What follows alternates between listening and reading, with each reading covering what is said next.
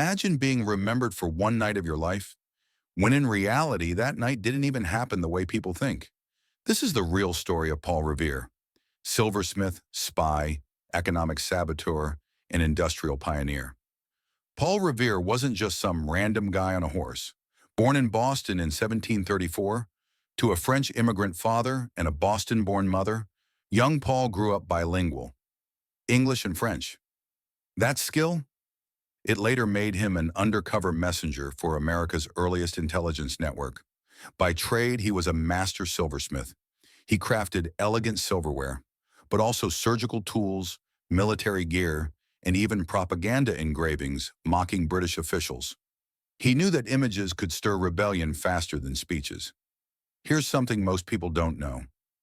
Revere actually made counterfeit money, not for himself, but for the revolution. Massachusetts hired him to fake British notes, to mess with the enemy's economy. He carried secret messages between colonies, sometimes in disguise, sometimes using coded letters. In today's terms, Paul Revere was basically an 18th century James Bond with a hammer and chisel. And then, April 18th, 1775, the Midnight Ride.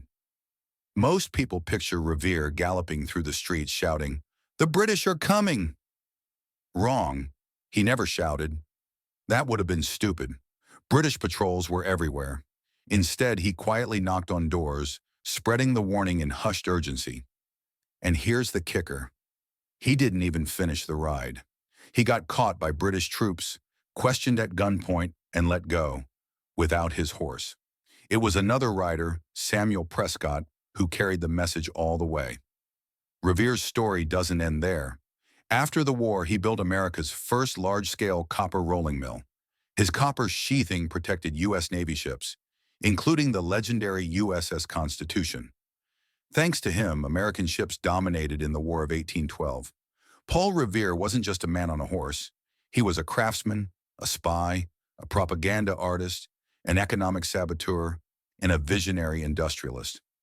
The truth? His midnight ride was just one moment in a lifetime of shaping America's destiny. So next time you hear his name, remember, the legend is only half the story.